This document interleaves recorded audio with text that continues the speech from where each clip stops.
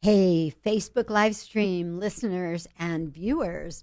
I am so happy to have you here with me today on Change It Up Radio. I'm Paula Shaw, as most of you know, and we're looking forward to a wonderful show today, trying to give you some information that I think will be very valuable about navigating tough conversations. We're going to be talking about my latest book, Saying the Right Thing When You Don't Know What to Say. And our favorite, Sherry Blair, will be bringing us some great information for year-end financial focus and also for holiday spending tips. So please stay with us. We're about to roll. Okay. All right. By the way, as I remind you every week, this is backstage. We're actually recording Change It Up Radio right now. So you will see us chatting in between segments, and you're going to see what it's like to actually be recording a radio show. All righty. Thanks for being with us. Here we go.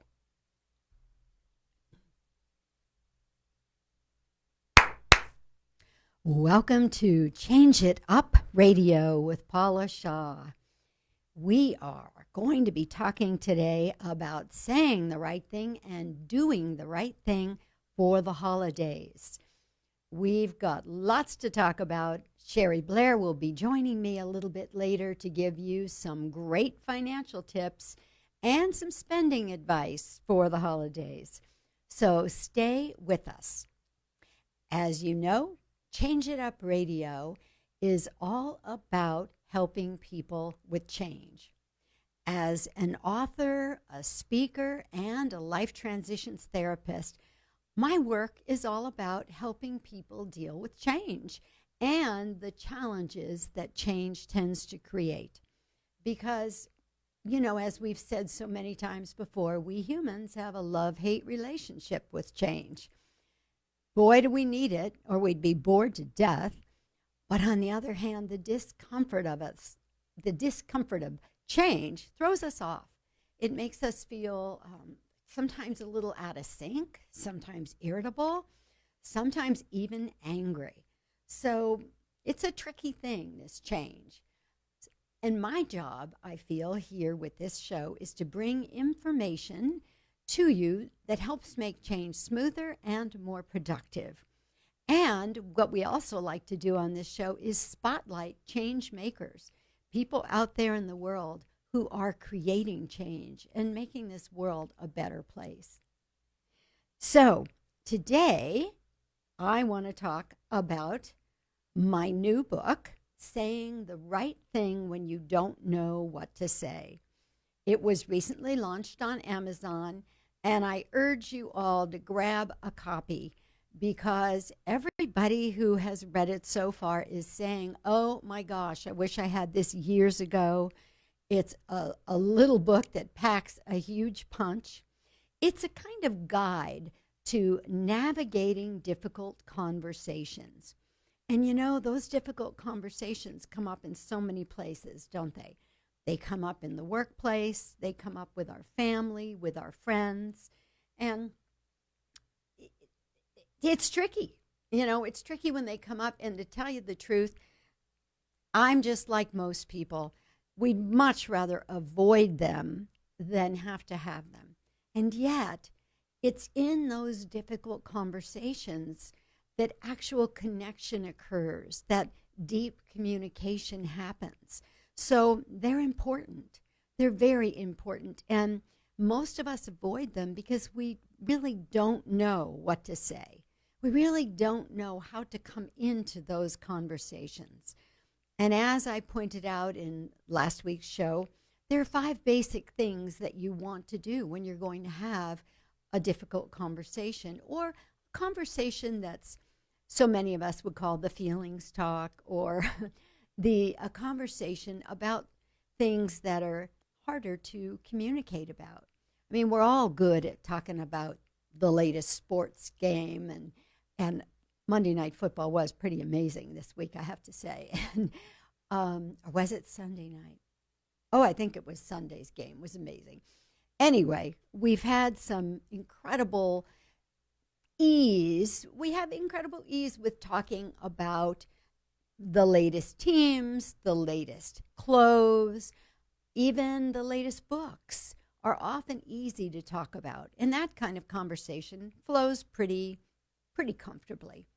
But when we have to talk to someone who's just experienced a terrible loss, or someone who's getting fired, or someone who just got a bad health diagnosis, those conversations are more difficult.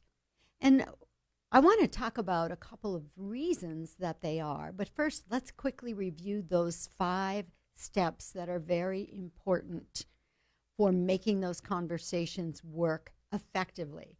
So first of all, you want to set the right intention before you go into that conversation at all. And that means, just thinking ahead and kind of stating out loud if possible, but you can also do it in your own mind. What do you want to have happen during that conversation? And one of the things I suggest is just be there, be supportive, be a listener. Those things are really critical. And so if your intention for the conversation is to just really help somebody, to comfort them, to support them, that's a great intention. That's a great way to start. The second thing is be present. I mean, your butt and your brain have to be in the same place. You can't be planning what you're doing this afternoon or tonight or making the shopping list in your head. The third thing is just having this mindset that I was just discussing, the mindset of being supportive, being soothing, just comforting. Because if you don't have the right mindset, if you're there to fix them or you're there to straighten them out so they see it your way, that probably isn't going to be very helpful to the person who's in emotional pain. The next thing that's critical is to listen. It's way more important that you use your ears than your mouth in these kinds of conversations. Because when you listen, you're giving a silent message to the speaker that says, I'm here and I'm tuned in and I'm really hearing what you're saying and what you're feeling. That's important. That's what somebody wants to feel when they're hurting and they dare to open up and tell their truth. And then finally, that 5th step is respond from the heart. When it's your turn to speak, keep it brief and use feeling words. Don't give advice. Don't judge. Don't tell them, what they should do. Because the answers have to come from inside. The answers have to come from them. But you can provide a beautiful, safe setting for them to discover those answers. But it must have been so frustrating. I can't imagine how hard it was to go through that. See, those kinds of statements help the speaker know that you actually heard what they said, that you're picking up on what they're experiencing. Why is this important? Well, one of the reasons that I really want to stress to you, and one of the points I really want to make today, is we don't heal well in isolation. So if I've just gone through a breakup with my boyfriend and nobody calls, and even those that do call me don't talk about it, I am only left with my own thoughts and my own feelings. I have no sense of connection or support from others. I don't feel anybody really heard me or that anybody's there to hold me or really listen to me if I need that. And it's tough. Isolation leads to depression. Isolation leads to just getting caught up in a certain thought pattern that you have a hard time breaking out of. And maybe that thought pattern isn't healthy. Or maybe that thought pattern is just totally negative. I'm sure you've all had the experience of talking with somebody about something and they bring up a perspective that you hadn't seen. And you're like, oh, wow, I hadn't thought of it that way. Or, oh my goodness, that never occurred to me. We've all been there. That's the value of talking to others. That's the value of having that friend be there for you to listen, and so that you can speak your experience and do your processing through your words. So remember that isolation is not a great place for healing. And then that other thing that is so important is being sure that you're coming from the right intention. Don't go because you should. Don't talk to them because nobody else has and you got to do something, or you feel like it's the right thing to do even though you're dragging yourself kicking and screaming to do it. Because you know what? When we come from that kind of energy, it shows through. It shows through, and then the person who needs healing or help or support feels that, and they're not getting energetically what they really need. And so, we all know there's a difference between lip service and speaking truth. You can feel the difference in the energy of it. So be sure you center yourself and you have the right intention and bring that into the conversation. And then you will say the right thing, even if you don't think you know what to say, because it's all about your presence. It's kind of a whole package thing. And if you show up with the right intention and the right mindset, the right words will flow easily. I do this kind of thing in my work with people all the time. And as I said, my job as a therapist is to help people with the challenges of change. So if any of you would like to learn more about my work or even consider doing some work with me, you can find all that information on paulashaw.com. And if you'd like to know more about our show or listen to past shows, because we always have great people on the show, you can go to changeitupradio.com and get all the information you need there. And of course, we have a Facebook page, a Change It Up Radio Facebook page, a Change It Up Radio Instagram page. So there are many ways to find us and learn more. All right, we'll be back in just a moment after this break, and we're going to be answering some emails that people have written in when they're going through those difficult times of not knowing how to say the right thing. We'll be right back.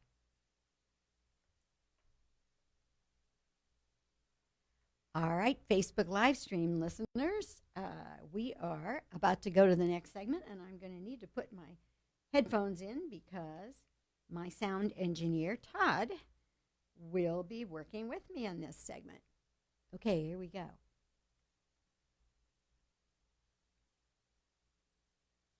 Todd, are you there? Yes. Okay.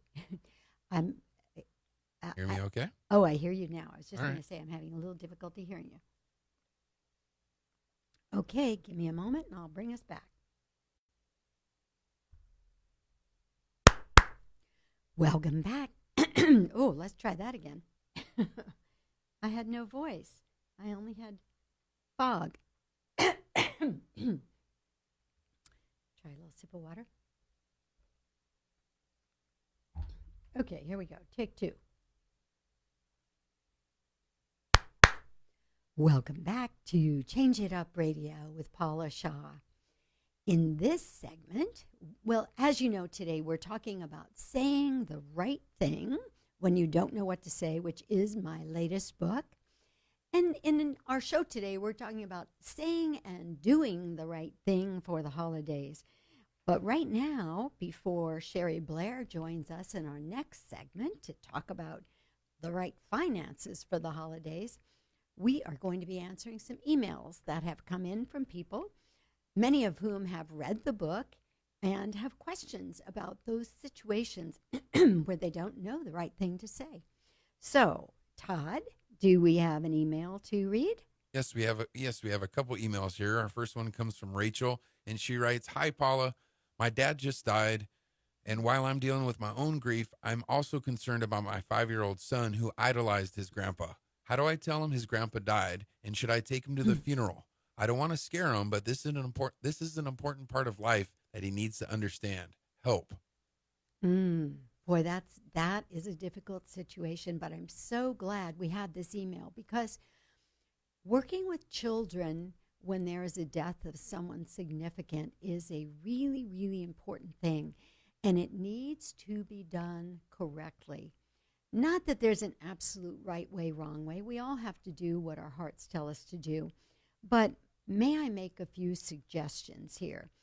Um, Rachel, first of all, you're right. Death is part of life, and children need to understand it. But what you want to do is try to explain it to them simply, explain to your child simply, but using truth.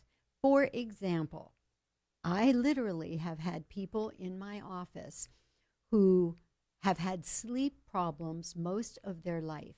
And when they go back to where it began, there was a death of a grandparent, and they were told that grandma has gone to sleep forever, or grandma's sleeping with God now. So if this child doesn't want to leave life at this point, they develop a fear of sleep. So what we want to do is maybe use an analogy if they ever had a pet who died, or if they've ever seen the leaves turn. You know, you can explain simply that there is life, you know, the part of life is life ending. At some point, it ends for everyone. It ends for the leaves on the trees, of certain trees anyway. It ends. It ends if a bug dies, you know, and children are more exposed to those kind of experiences. Now, if you want, if it's your personal belief and it's something your child would understand, to say that grandpa has died, and that you know that the angels and God welcomed him into heaven, and that he's in this beautiful, wonderful place now, if that's something your child would understand, that's fine, because we want the child to feel like there's a positive twist to this, because obviously, remember, the child is hurting. And that's the other thing to remember. Even if you say, yes, he's there now with God, remember, that doesn't take the child's pain away, just like it isn't taking your pain away.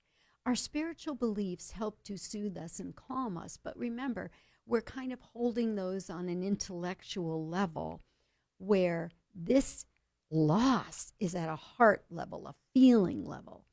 And the pain is still there no matter what we say, you know, grandpa is experiencing now.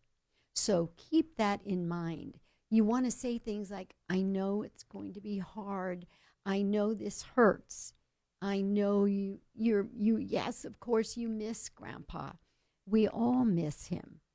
Tell your truth. Let your child also know that you're hurting too, that you are sad that grandpa's not going to be around anymore. So, you know, we don't want the child to feel like we're strong and we've got this under control while they're feeling like they can't stop crying. So use truth and use insight to the fact that no matter what you say, the child is still going to be experiencing the emotions of the loss of this person who was beloved to them. So I hope that helps, Rachel. And thank you for writing into us. And did you say we have another, Todd? Yes, we have one more. Janine writes in, Dear Paula, I am in a very uncomfortable place at work right now. One of my coworkers is clearly flirting with me, and it makes me feel uncomfortable. I don't want to report him because he's a nice guy, and I don't want to overreact. And yet, I really don't want to deal with his behavior every day. How do I say enough? How do I say enough to get him to stop without sounding like I'm bringing a political movement into the office over something that he probably thinks is harmless or even complimentary? Mm-hmm. Oh, my goodness. How many of we girls have been through this kind of a situation? Okay. So, first of all, Yes, we know that it's the time of the Me Too movement, and women are taking a stand and not wanting to experience that which doesn't feel good to them in the workplace anymore. And things have changed tremendously from a time when women were pretty much physically harassed in the office, even to the point of being touched or pinched or hugged. But I also think in a case like this, there to err on the side of not overreacting is probably a good thing. Because unless this guy's a real jerk, then, maybe he is just thinking he's flirting a little bit, or he's testing the waters to see if he has a shot with asking this woman for a date. But if you don't want to experience that anymore, and the comments are clearly at a level that is making you uncomfortable, and his point is being made very clear that he either is wanting to flirt playfully, or that he's saying some things that are inappropriate. I think either way, to take a deep breath and to actually have a conversation with him about it is important. Because what most of us will do is we'll avoid that conversation. We'll, kind of make a small joke ourselves, or walk away, or whatever those things may be. But this can be pretty simply handled by just saying something like, I'm going to pretend his name's Jim. Hey, Jim, I need to tell you something. It's very flattering that you seem to find me attractive, and I know you probably feel that it's playful having these kinds of conversations with me, but I just need to tell you quite honestly that it doesn't feel good to me. It makes me feel a little uncomfortable, and it sometimes makes me even want to not run into you when I come to work, and I don't want to have that feeling. So I'm just going to ask you if you could refrain from those kinds of conversations with me. It's not that you're being really inappropriate or anything like that, and I have no intention of reporting you, but I just need you to know that this feels uncomfortable to me. It's just making me feel like the conversation isn't about the work that we're here to do together. It's on this personal level that doesn't feel right. Now, obviously, you can shift those words around, and if he's being a real jerk, you may have to say something a little more firm, like, this conversation is really making me uncomfortable, and I really need it to stop. You could say that too, just so long as it's clear. Remember, ladies, men usually cut to the chase with what they have to say. And so we need to respond to them clearly and simply, not a 5-page dialogue, not a lot of hemming and hawing. Be there, be present, be strong, be clear about what you're saying, and keep it brief. I used to be a member of Al-Anon, and one of the things I loved that they said was 2 sentences or less. If you can say something in 2 sentences or less, that's a good thing, because people's attention spans drift. And especially if it's an uncomfortable thing that you're saying, like in the case we're discussing with this work colleague, then you don't want to drag it out forever and make him feel like he's being scolded by his mother. So keep it on a professional level, keep it on kind of an equal level, and just speak your piece. So I hope that helps, and thank you for writing into us. And I want to, before we go to break, just say one other thing about this new book of mine. I actually do give you sentences, things that are helpful to say and things that are not helpful to say, so that you can know what they are and avoid them. And the other thing that I covered in this book that I'm very excited about is I also give tips to the person who's hurting.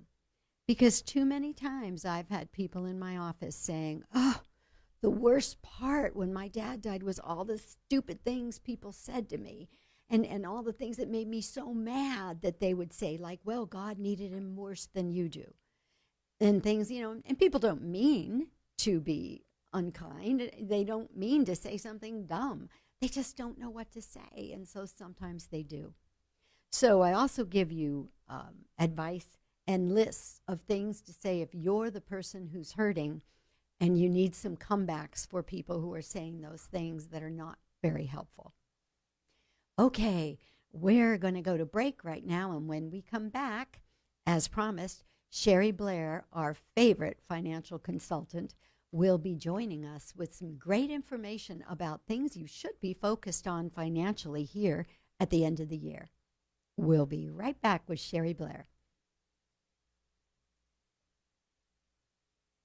Todd, do we have Sherry Blair? Oop, hello? All right, so those of you who are hanging with us on live stream, well, Todd looks for Sherry Blair. We will just take a moment here and scoot over a little bit, make room for her. And thank you again for being with us. No Sherry as of yet. My goodness. Yeah, maybe we will. All right. So you know what, live stream listeners and viewers, we're going to stop the video right now and see if we can get a handle on where Sherry is. Stay tuned for part 2. That's right. We'll be back.